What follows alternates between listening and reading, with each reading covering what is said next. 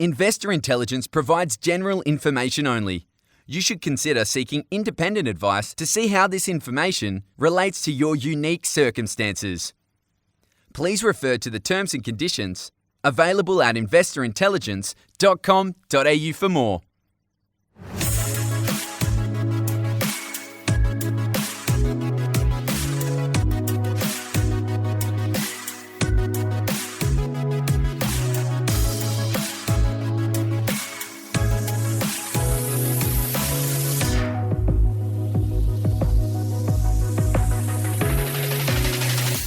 Hello and welcome to this week's episode of Investor Intelligence, brought to you by the team at the Property Mentors. It's your weekly podcast for all things investment and hosted by me, Phoebe Sikowski-Wallace.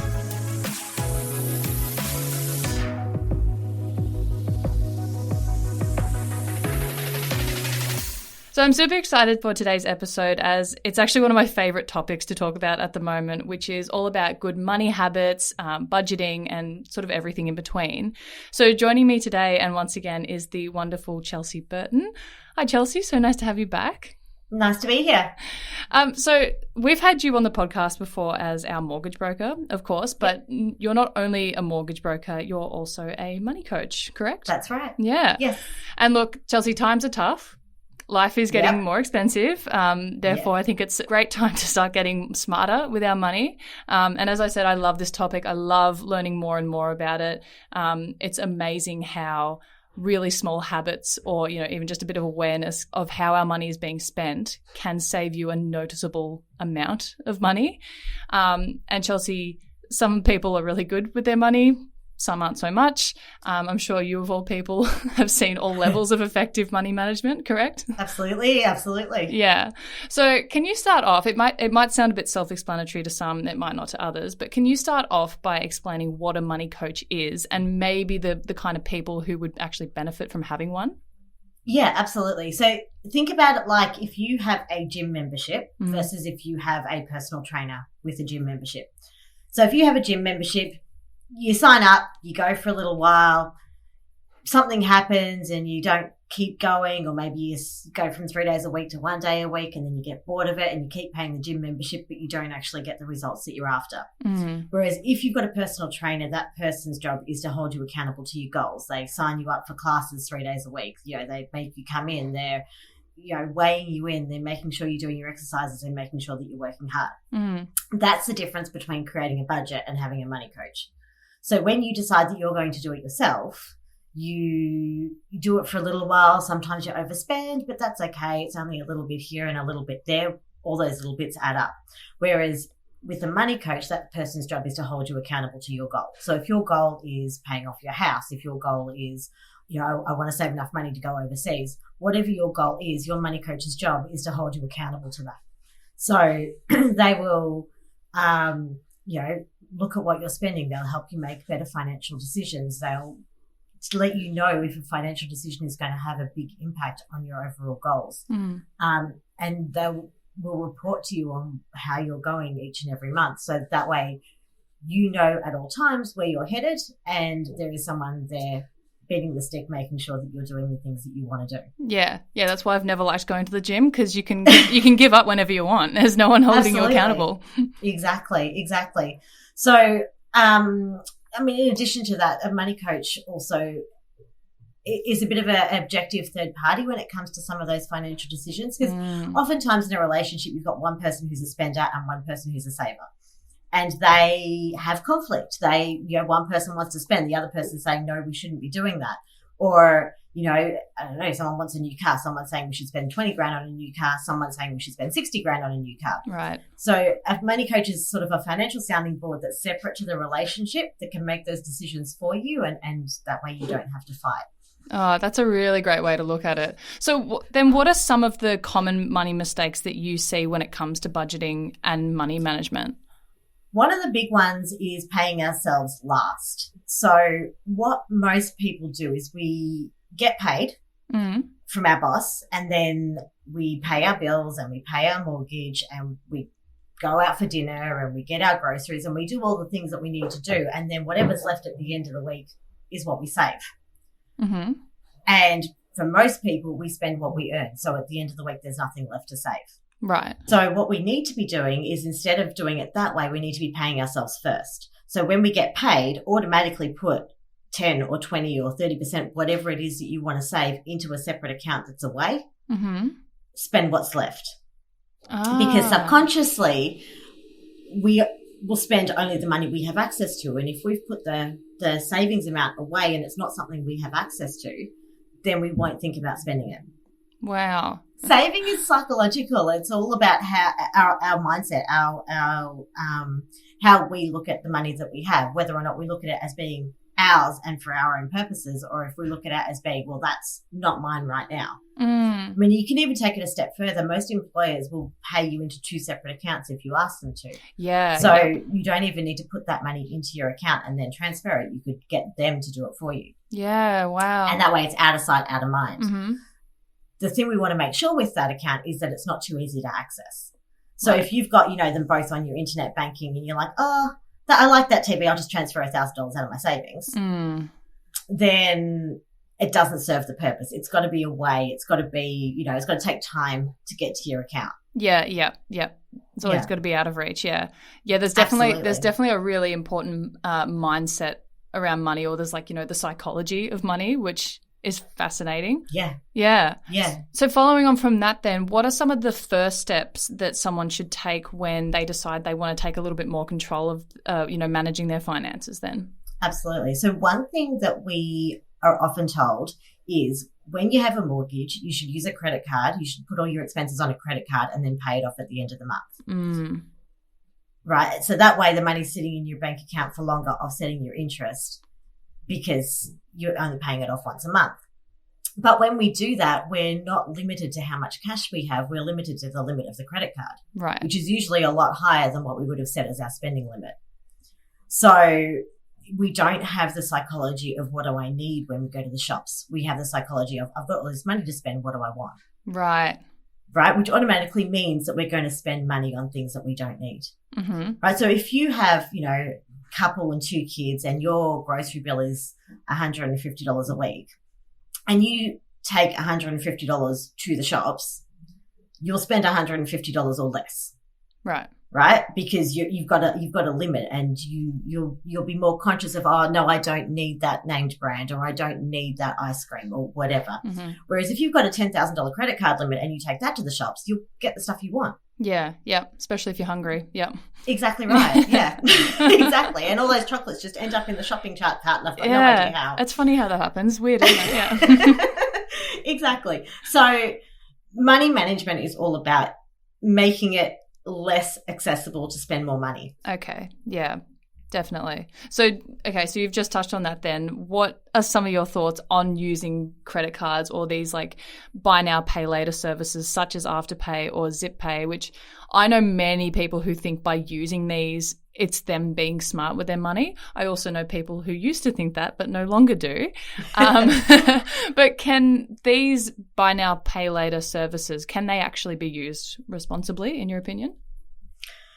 There is going to be some people out there who say, I use a credit card or I use a buy now, pay later service, and I always pay it off on time and I always am responsible with it. Right. And there probably are some that's true for.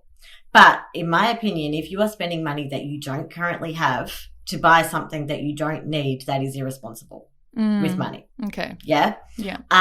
If you're using cash, that's money that you've got, and you're spending that money to buy the things that you want, and you're within your spending limit for the month, that's fine. Mm-hmm. As a money coach, we give people spending limits and tell them to go and blow it. That's the job, right? Okay. Because people are really good at blowing money. Yeah. But if you're in this situation where you're getting this on a 4-payment scheme, and you're getting that on a 4-payment scheme, and you're not using money you actually have, then you're not using those products responsibly. And in general, most people don't use them responsibly. Okay. So overall, not really. No. Yeah. Well, then how can people kind of avoid those money traps, such as getting into too much debt and, using these services irresponsibly, or even getting to the point where they're kind of relying on things like those high interest rate short-term loans? Use the money we have. Yeah. Right? Don't spend more than you earn. If you have money and you've got money to spend it. If you have no money, don't spend money, right? Always save first. If you're putting your money away for saving and you've got it separate and you've got your cash limit that you can spend, use your Visa debit card or even use cash if that's better for you and spend only what you've got. For the majority of people, we don't need that new TV. We don't need $250 sneakers, right? We can get away with a $20 pair of runners from Kmart, right? If your ego can afford it, buy it more cheaply. Yeah. And that's probably the biggest mistake that people make, is that they are having money troubles, but they don't want to show other people that they're having money troubles. Yeah. There's definitely an air of like embarrassment that comes with money in that sense, for sure. Absolutely. So they buy things that other people are buying just so that it looks like they've got plenty of money, and then they're ending up with these short-term loans on high interest rates so they can afford the things that make them look like they've got money when they don't have any, and they get themselves into bigger and bigger problems. Yeah, or Luke always says people buy things that they don't need to impress people they don't even like. And exactly. It's very true, yeah. It's very, very true. The other one he says that just reminded me of what you said was act your wage. Yeah. Ever since he told me that, it's just completely changed the way I look at money. Yeah, absolutely. And it doesn't matter how much you earn. Like, I've seen people earning $50,000 a year who are saving $20,000 of it. Yeah. I've seen people earning $400,000 a year who are spending $450,000 a year. Oh my God, it's like wild. It doesn't matter how much you earn. Everybody can live within the money that they're earning. Yeah, most definitely. So you talked a little bit about this at the start. You're saying, sometimes, within a relationship there might be a spender and there might be a saver. How can couples talk about money in a healthy way? Because sometimes that can be something that's difficult to manage. Absolutely. One thing that probably a lot of couples do, especially when they start running into financial troubles, is that they blame. So, it's your fault because you bought this. Right. Right. Money needs to be a combined decision. Yeah. So set a spending limit, right? So, if you find something for under $100 and we're within our spending limit for the month, you can buy it. You don't have to ask, right? If it's something bigger than $100, then we'll have a discussion about whether or not that's really needed, right? Money coaches are great at being able to help you with that because, as I said before, it's a third-party opinion. Yeah. Right? So it's not one of the two of you. You're not having to fight about whether or not there's no bias. Really afford that. Yeah. No bias. It's just whether or not it's a good financial decision for you based on your goals and how you're tracking towards achieving them. Yeah.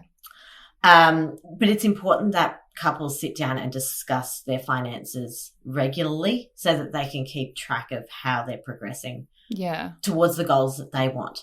So, having a monthly meeting where you sit down and you chat about, okay, this is how much we've saved this month. This is how much we've spent this month. Did you know that you've spent, $400 on coffee this month? Maybe can we do something about that? Those sort of discussions are really important in a blame-free conversational kind of way. When people start getting heated, that's where they end up with problems and they don't have useful discussions. Yeah, and I know these discussions can feel like a bit of a chore at the start, or even just some money habits feel like a bit of a chore. They sound like a lot of effort at the start, but once you sort of start doing them, they become habit that you don't even notice it. And then you've got all these great results of, you've got all this money left over that you didn't the month before. Exactly. Yeah. Exactly. And being aware of what you're spending, money should be a conscious thing.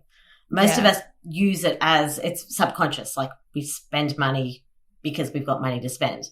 It should be, everything that we spend should be conscious. Yeah. Everything that we save should be conscious. And we should be keeping track of, where we started at the beginning of the month and where we entered at the end of the month, and did we improve our position? Yeah, definitely.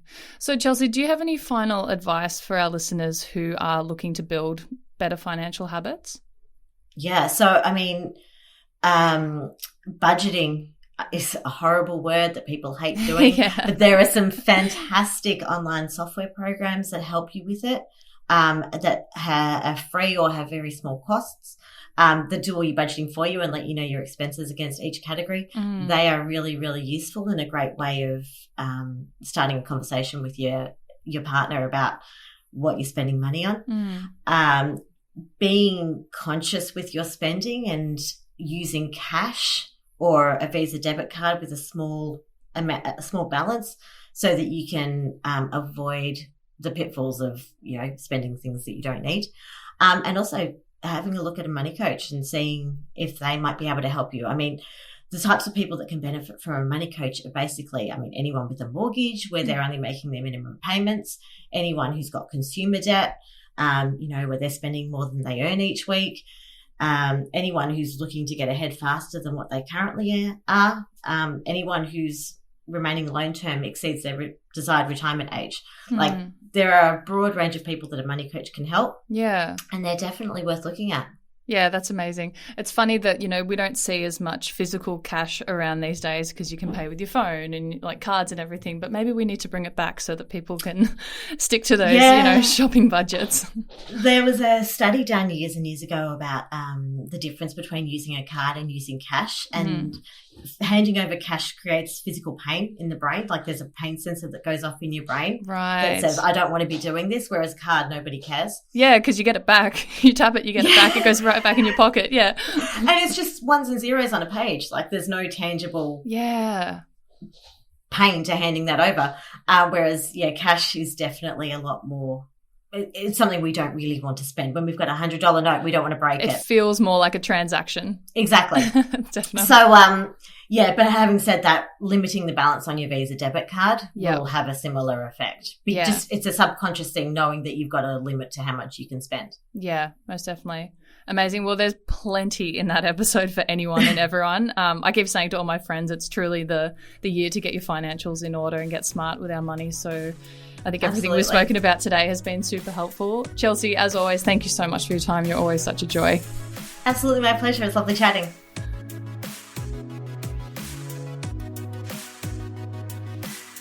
If you found this episode or any of our episodes helpful, please make sure to share and leave a rating to help us reach more people on their investing journeys. And of course, subscribe to be notified when new episodes drop. Make sure to follow the podcast on Instagram @Investor Intelligence Podcast. You can find links to our other socials in the show notes, including a link to the Property Mentors weekly blog. If you're ready to get your property portfolio in shape for financial freedom, check out Luke's latest book, Property Fit. You can get yourself a copy at www.propertyfitbook.com.au.